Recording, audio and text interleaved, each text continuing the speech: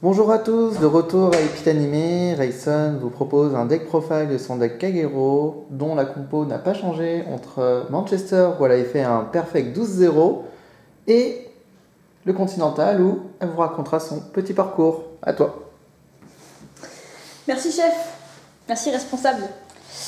Alors, on va commencer évidemment avec les grades 0, le plus simple. Donc le starter, sa deg, est très bien dans ce deck puisqu'il n'a pas besoin de GB1. Tout simplement, quand une unité est retirée, on le met en soul et il retire une autre carte. Donc assez utile en early pour faire du CA négatif sur le terrain de l'adversaire. Et qui peut être très embêtant dans ce format où on a besoin de beaucoup de cartes et qui ne fait pas grand chose avant d'avoir stride. Alors, au niveau des triggers, c'est assez simple aussi. Alors, il y a Secret, Sidro, et bien entendu, comme tout le monde le joue, 4 heals, parce que c'est fort de pouvoir heal. Pourrais-tu revenir sur le fameux double heal, première partie de la finale? Alors, je ne double heal pas, je fais The Ace. Je fais The Ace, donc je check 4 cartes, ce qui me permet de, en effet, heal, puis heal sur la deuxième attaque. Ce qui n'est concrètement pas vraiment un double heal. Tu en conviendras. Alors pourquoi ce ratio? Bon, les 4 heals évidemment, on n'y revient pas dessus.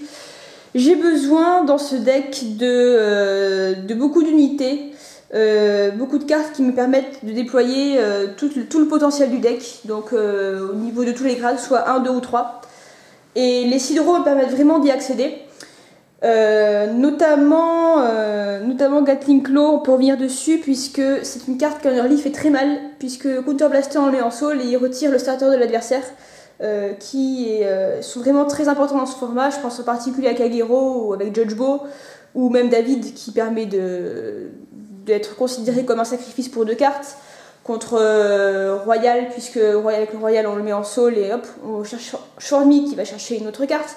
Enfin voilà, c'est beaucoup de starters en général qui sont assez importants dans la stratégie de l'adverse. Et si on les enlève en early, derrière ça les ralentit pas mal.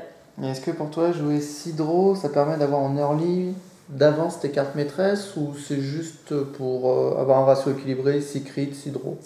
Oui, ça permet aussi d'avoir les cartes maîtresses peut-être un peu plus en avance puisqu'on a plus de chances de choper un heal, un draw que ce soit en... Arrêtez avec les heals. Hein. Oui, j'ai du mal, mais j'aime bien heal. Que ce soit d'avoir un draw, que ce soit en dommage ou pendant qu'on attaque, puisque à partir du moment où je suis au G2, je commence à essayer de déployer à peu près tout ce que je peux. Pas forcément du rush, mais j'ai besoin d'avoir un terrain qui est assez précis et que je vais permettre de vous montrer prochainement. Et enfin, le dernier G0, mais pas des moindres, Conro, le retour.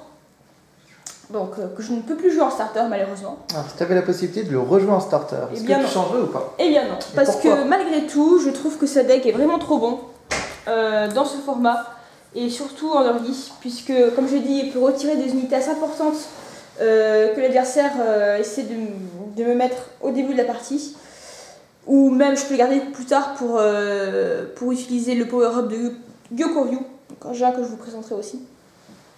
Dans tous les cas, il est vraiment très versatile et tous les stades de la partie me sera utile, tandis que Conro va vraiment me l'être pour aller chercher un point précis du jeu, un gradin.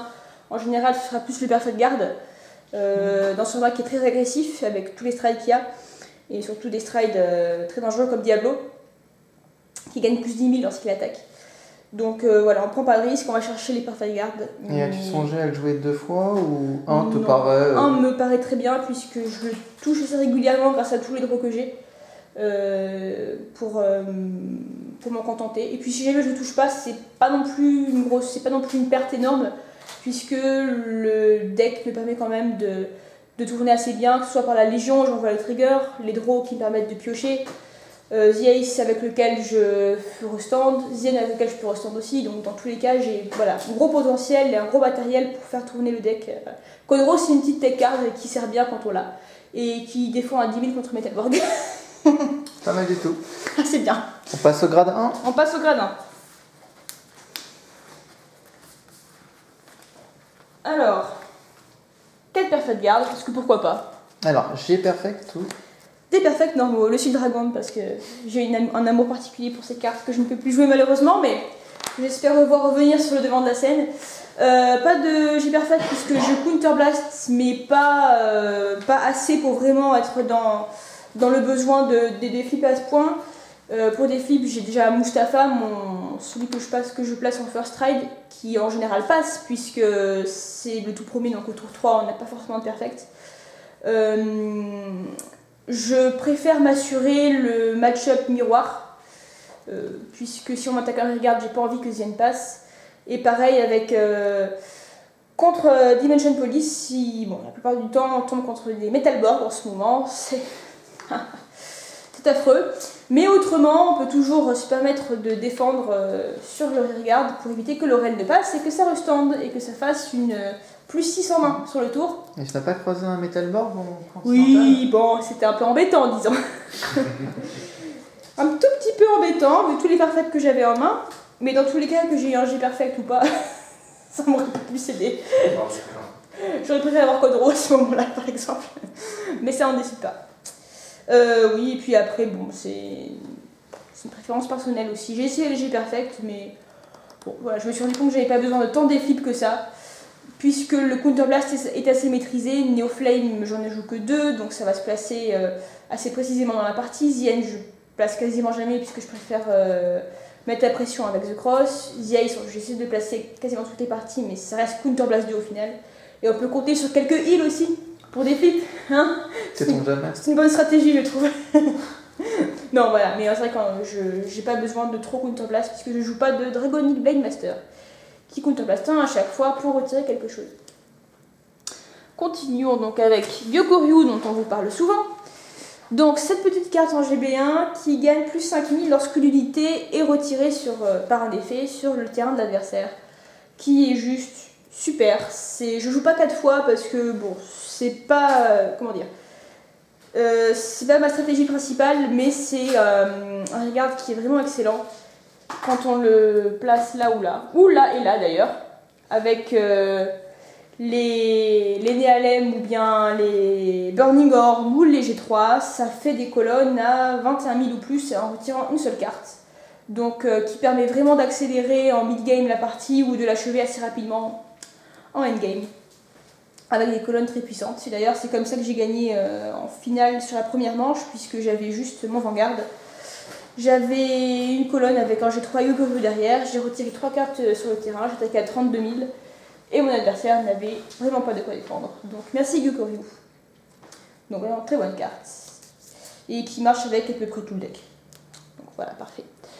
Ensuite, 3 Striders. Parce que le stride c'est bien, mais c'est pas non plus ce que je veux faire tout le temps. Si je fais pas stride, j'ai toujours une très bonne légion pour mettre la pression avec soit le restand, soit le retirer de cartes. Et en général, mon adversaire sera toujours assez mitigé là-dessus, puisque si j'essaie de counterblast, il sait que je peux enchaîner le restand et le retirer d'eux.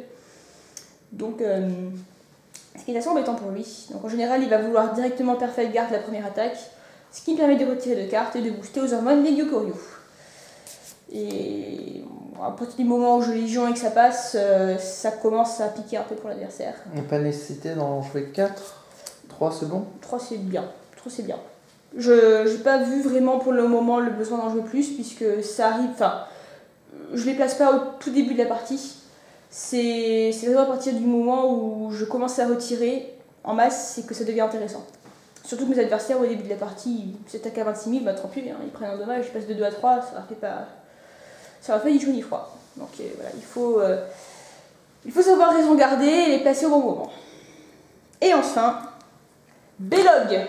Alors la carte que tu as jouée la toute première fois à Manchester. Ouais, la toute première fois à Manchester, qui m'a permis de gagner plusieurs games. Parce qu'étonnamment, les gens ne s'y attendaient pas, puisqu'ils ne connaissaient pas cette carte. Et ils se disaient, ah bon, d'accord. Alors est-ce que tu peux juste resituer les faits? Alors, resituons. Donc, Belog nous permet, quand il est placé en Guardian Zone et qu'il garde avec succès l'une des attaques dirigées sur mon Vanguard, je peux retirer une unité reste sur le terrain de mon adversaire. C'est une carte affreuse contre Aquaforce. Enfin, affreuse pour Aquaforce. Puisque, eh bien, avec l'Ambrose, la carte ne se relèvera pas, elle ne gagnera pas plus 10 000. Donc l'embrousse perd une attaque sur regarde.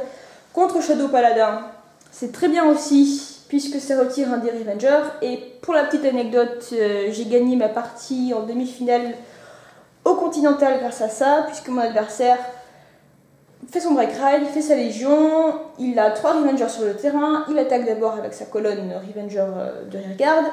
Je défends avec Andro et Belog. Belog retire son Blaster Blade Revenger.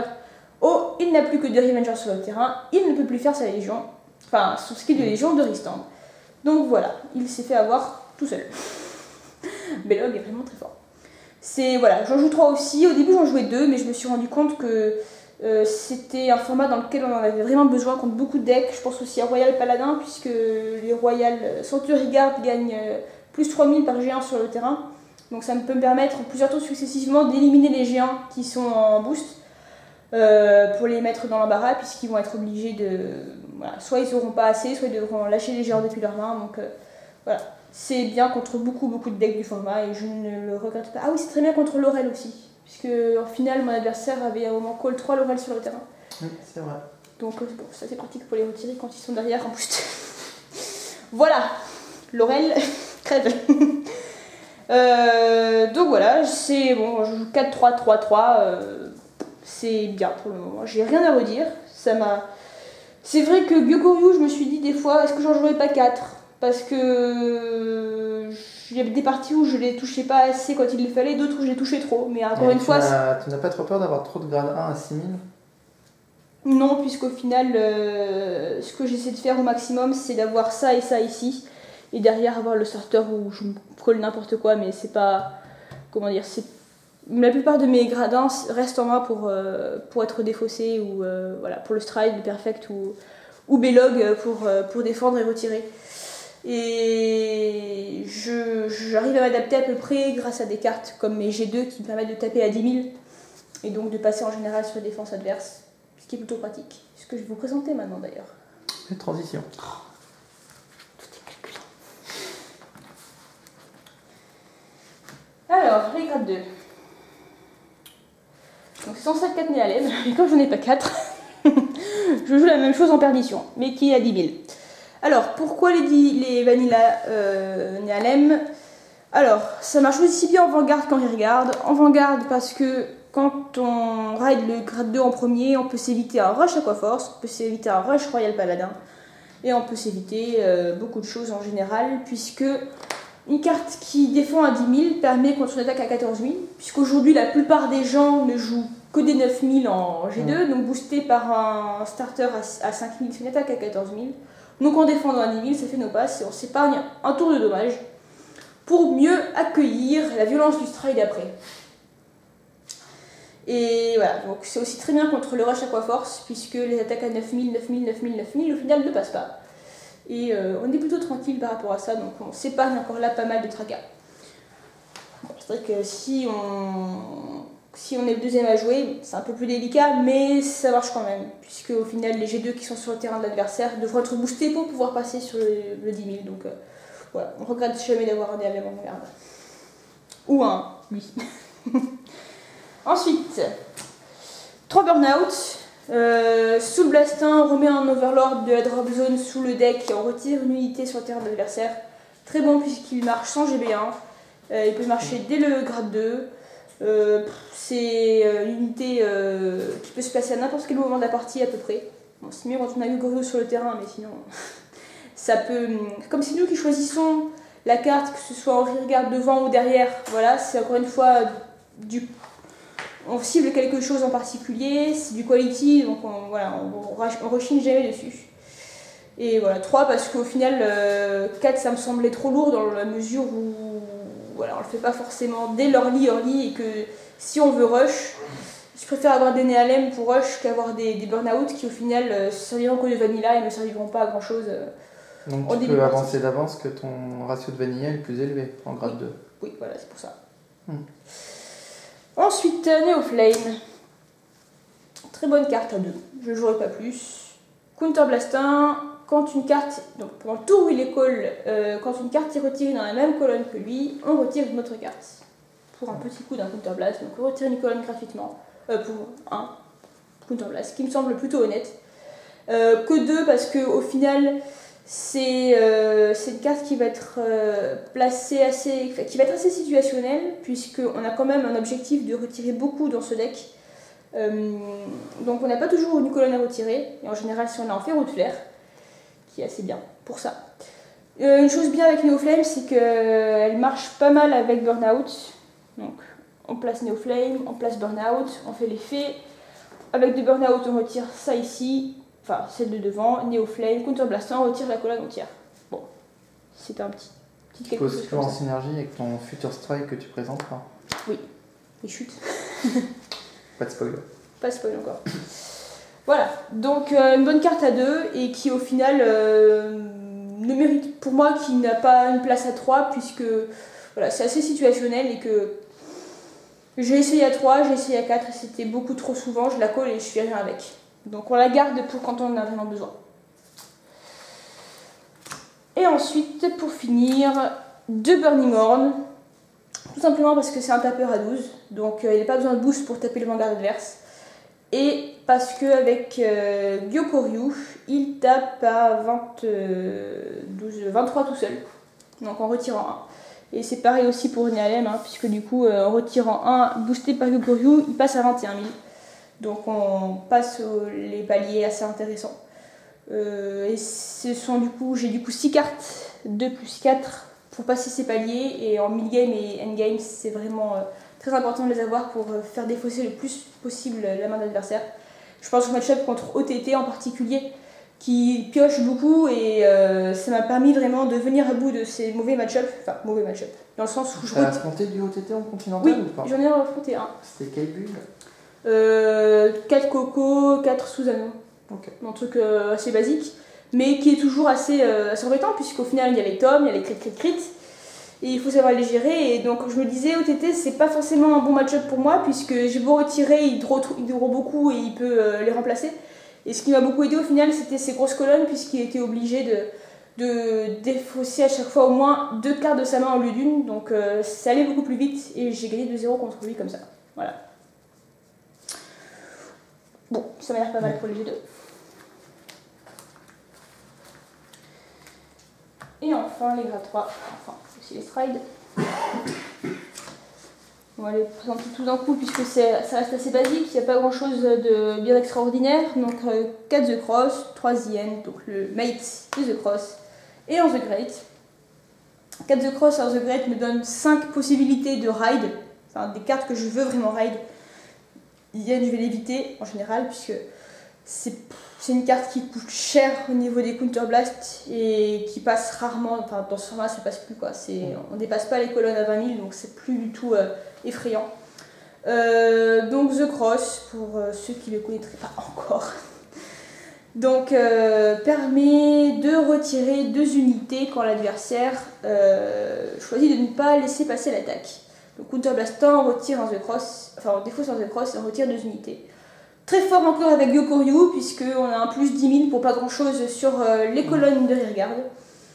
Où l'adversaire choisit de laisser passer l'attaque, et dans ce cas-là, on a potentiellement un The End qui permet de restand. Donc en général, c'est vrai que je préfère garder la Légion plutôt à partir du moment où l'adversaire commence à être à 4 ou 5 dommages, puisqu'il aura plus tendance à défendre l'attaque que de la laisser passer. Les counterblasts, comme je l'ai dit, je joue pas de PGG, donc j'ai plus tendance à vouloir économiser mes counterblasts pour faire The Ace, ou des petits counterblasts comme ça pour The Cross, Neoflame, Gatling Claw, etc. The End, il est vraiment là que si je suis en galère et que j'arrive pas à avoir de main et qu'il faut vraiment que je me débrouille pour en avoir, mais je le passe assez rarement au final. Voilà. Ah oui, et quand on Légion, on peut aller chercher au choix The End ou The Cross dans son deck, ce qui est assez bien. Et comment tu t'en sors quand tu es obligé de ride The End? Est-ce que tu changeras ton ride dès que tu peux ou tu favoriseras en général, si j'ai que The End, si je vois que j'ai que The End et que j'ai pas de Strider en main, je vais misride. Je préfère rester avec mon Nialem, puisque très souvent je ride Nialem au final. Et puis si jamais j'ai un Strider, je me dis pourquoi pas au final. Donc je ride The End et je stride si je peux, ou sinon j'attends le tour d'après. Mais bon, la majorité du temps, fort heureusement, je n'ai pas à le ride. Et si jamais ça arrive, et que je regarde quand même ce que j'ai en main pour pouvoir tenir les strides adverses parce que je sais que je n'aurai pas le matériel moi pour le contrer forcément. Donc si jamais, même si j'ai un strider mais derrière j'ai pas de perfect guard ou j'ai pas grand chose pour pouvoir l'embêter avec les unités qui retirent, je vais préférer rester en grade 2 et m'assurer peut-être au moins, comment dire, j'aurai un drive check de moins par tour mais je prendrai moins de risques, j'aurai moins de danger en face. Voilà. Et The Great, puisque c'est une légion qui est assez intéressante. Donc si on attaque un rearguard, on counterblast un, on défausse 2 cartes et on stand pour attaquer. Donc il est bien puisqu'il me permet évidemment de retirer des cartes adverses tout en attaquant derrière le vanguard, mais aussi du coup d'aller plus vite à travers mon deck pour essayer d'avoir les unités qu'il me faut. Particulièrement mes grade 2, mes Gyokoryu et puis mon The Cross qui doit arriver au bout d'un moment quand même. Et donc un ratio de 1 The Great et 2 Maid pour toi te paraît... Oui, parce qu'au final je le ride très rarement. J'ai raid une seule fois au Continental et le tour d'après j'ai chopé The Cross. Donc voilà. Et puis au final ça fait une carte de plus, ça fait 5 G3 que je ride contre 3, donc ça me fait une majorité on va dire. Donc bon. Statistiquement, j'ai plus de chances de régler quelque chose que je veux que l'inverse. Voilà. Les strikes pour terminer. Et puis il est légion rare, donc il est beau. Aussi. Et les strikes pour terminer. On a évoqué Mustapha, On a évoqué Mustapha en effet, donc, que j'essaie de placer en général en premier stride. Counterblastant, on flippe un de nos cartes de Jason, c'est même pas être Mustapha, mais pour chaque Mustapha qui est up, on peut déflipper un si l'attaque touche. Donc voilà, on retire un, on attaque, si l'attaque touche, et en général elle passe puisque c'est le tout début de la partie, on déflippe un. Donc en gros on a retiré un gratuitement, presque. Après ça peut être en combo avec Sadeg par exemple, si on a vraiment des unités assez embêtantes sur le terrain adversaire. On met en soul et je choisis une et retire une. Donc en début de partie, là on n'a pas grand chose. Ou Néoflame évidemment. Ou les deux. Ou les deux. Vous retirez 3, voire 4 avec Burnout. Hein, et 5 avec le starter, mais bon. Voilà, au G2, en général au G3, l'adversaire n'a pas encore 5 cartes sur le terrain, mais contre Royal Paladin c'est assez utile puisque ça peut être rapidement très embêtant. Swarmy si tu m'entends. Voilà, donc un très bon premier stride qui passe en général assez bien. Et puis même si l'attaque ne touche pas, on a toujours retiré un. Voilà. Qui est un peu l'optique du deck. Ensuite, 4 routes flair, parce que retirer les colonnes c'est fort. Et que faire plus de 10 000 sur Gyokoryu c'est fort aussi. Et il est gratuit. On a juste à flip Persona. Sans counterblast. Oui, c'est ça. Sans counterblast, donc au final juste pour Persona le route flair, je trouve ça assez fort puisque non seulement on joue sur le CA négatif sur le terrain de l'adversaire et en plus on gagne des minutes sur les Gyokoryu s'ils sont là. S'ils sont pas là c'est pas grave parce qu'on se retrouve souvent dans des situations, par exemple encore contre OTT où on a besoin de retirer la colonne avec Tom et ça passe très bien. Donc ne pas hésiter à s'adapter selon les decks. Il y en a contre certains, on va essayer d'attendre un peu le mid-game pour avoir un bon terrain et se permettre d'attendre pour faire une grosse pression avec les Gyokoryu. Autrement, en général, voilà, OTT, qu'est-ce qu'on a comme deck? Dimension Police aussi qui peut être assez embêtant. Puisque j'ai joué 2 fois contre ça au Continental, c'est lourd. J'ai eu 2 fois la même version, il me semble, 2 Metalborg c'était. Oui, mais c'était 2 fois la même personne en fait. Donc oui. En ronde et donc en finale. Ouais, en ronde, première ronde et en finale en fait. Voilà. Donc c'est assez sympa. Contre Royal aussi, puisque du coup on retire les géants qui sont derrière. Et sans que tu regardes, c'est fort avec les géants. Donc bon. Voilà, c'est une carte qui s'adapte bien. Le seul truc c'est qu'il faut être en GB2, enfin en GB1. Donc du coup il faut avoir déjà strade une fois, mais bon. Ça passe très bien puisque Mustapha est là. À côté, il faut jouer Mustapha avant et il faut partir du principe que ton adversaire a encore une colonne intacte après ton passage de super destructeur avant. Mais encore une fois, on n'a pas toujours tout en main dès le début pour pouvoir faire le passage super destructeur. Donc en deuxième stride, Routeflair fait bien le café à ce niveau-là.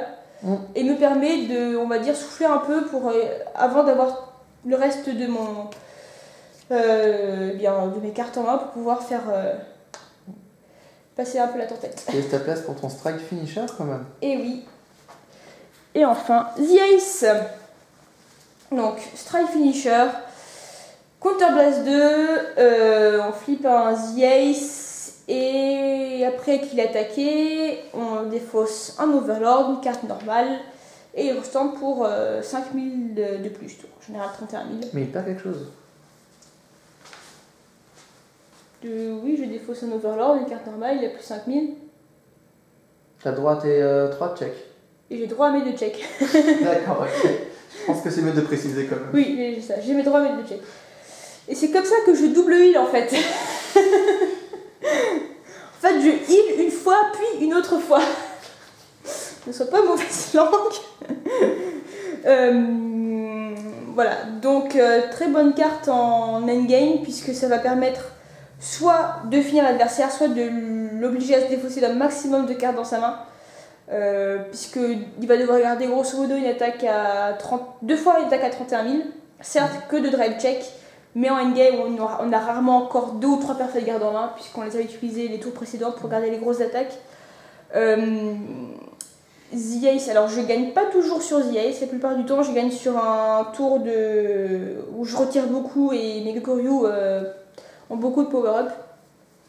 Mais ça reste une très bonne alternative. Et des fois on est obligé de le sortir quand l'adversaire a 3 dommages, puisqu'on voit qu'on est vraiment. Voilà, on a du mal, voilà, et The Ace, mine de rien, même s'il faut défausser 2, nous permet quand même de checker une carte de plus. Donc voilà, c'est ça, c'est toujours ce petit hit de plus qui permet de revenir dans la partie. Tout est mindé. Et de façon générale, avec ce deck, quels ont été tes match-ups au Continental où Alors, tu étais vraiment à l'aise, et quels sont les matchs pour lesquels tu étais vraiment, mais vraiment just? Alors, DP, clairement, c'était pas vraiment mon meilleur match-up, puisque là, du coup, comment dire, mon Conro qui va chercher mon gradin ne sert à rien, puisque mon Perfect Guard était assez utile, puisque mon adversaire me fait soit Heavy Duke, donc le stride qui permet de Counter Blast 2 et je ne peux pas garder avec des G1 ou plus depuis ma main. Ou bien Metalborg, tout simplement Sinbuster, qui quand il attaque à plus de 30 000, je ne peux pas garder des géants. Et puis c'est une blague ce skill, parce que 30 000 c'est très vite atteint.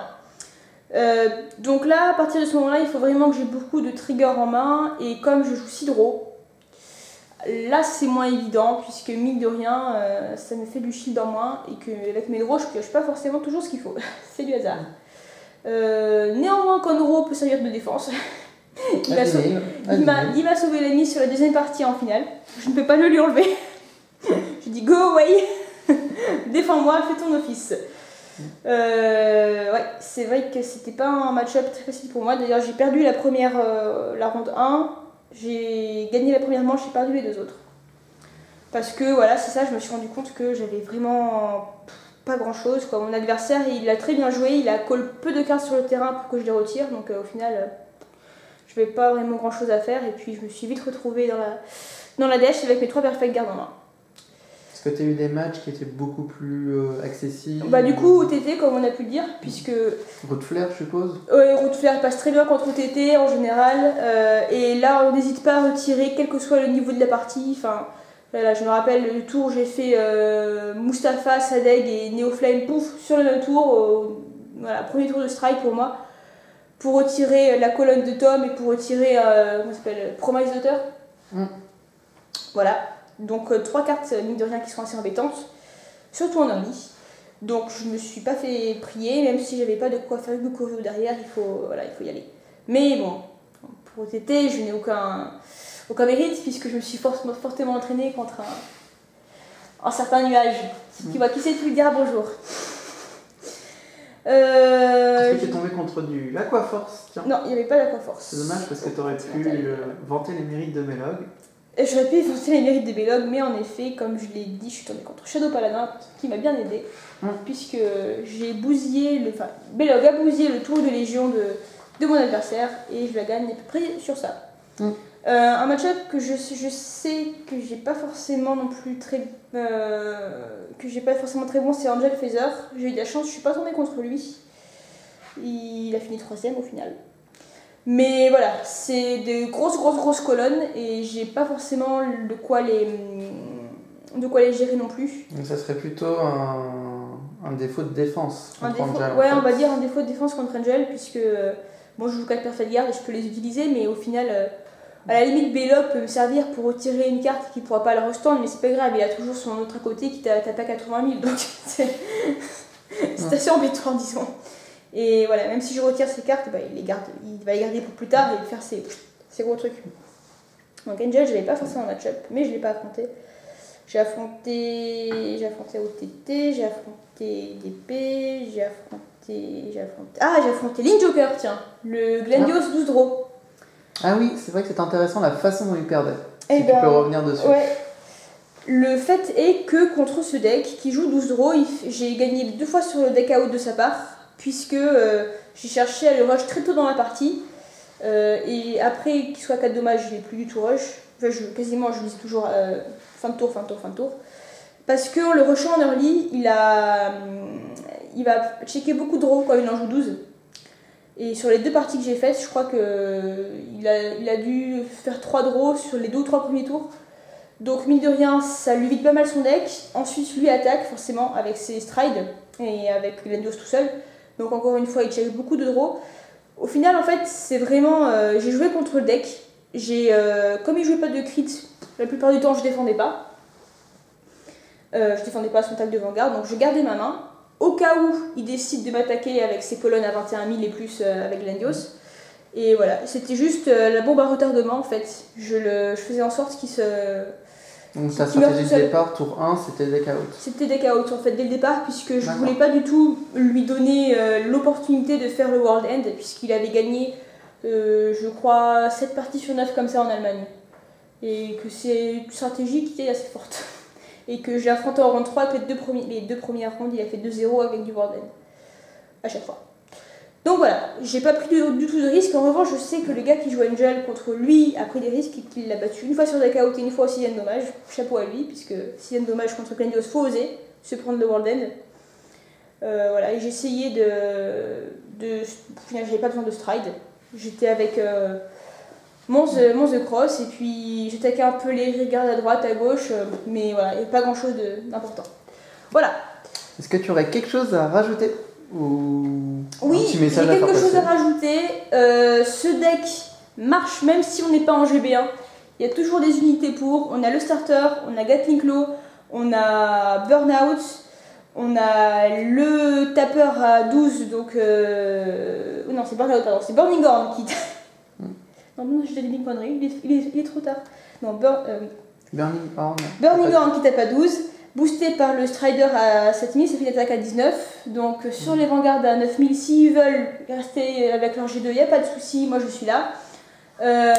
Mon The Cross marche même sans Légion, je tiens à le préciser, les gens ne se rendent pas compte, mais on n'a pas besoin d'être en Légion pour utiliser le skill de The Cross qui est Counter Blast 1, défaut sans The Cross et retire 2.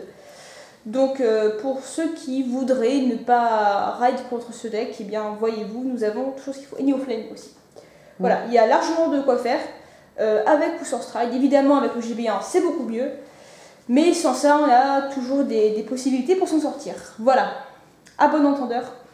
Très bien, Rayson, merci de ta participation. Un deck profile de plus d'une demi-heure. Donc nous espérons qu'il sera très utile à tous ceux qui tenteront leur chance donc au BWC du 12-13 décembre prochain. En effet, j'espère bien avoir plein de dragoniques ta mère. Volume 2 aussi. Point d'interrogation, pardon. Félicitations encore donc à Rayson, actuelle championne européenne 2015, pour ceux qui regarderont la vidéo dans quelques années. Merci responsable.